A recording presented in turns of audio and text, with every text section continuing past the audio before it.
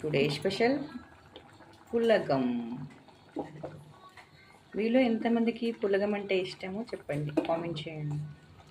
నా తమిళనాడు కానీ ఇంకా తిరుపతి అటువైపు వెళ్తే ఎక్కువ పులగమే చేస్తూ ఉంటారు కదా.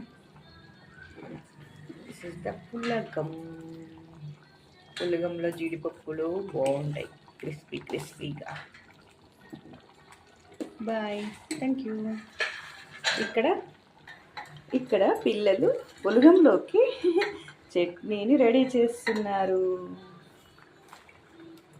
పల్లీలు, ఎండిమిర్చి, ఇంకా సాల్ట్ వేసారా? సాల్ట్ వేయాలి కదా, సాల్ట్ వేయాలి కదా, సాల్ట్ వేయండి.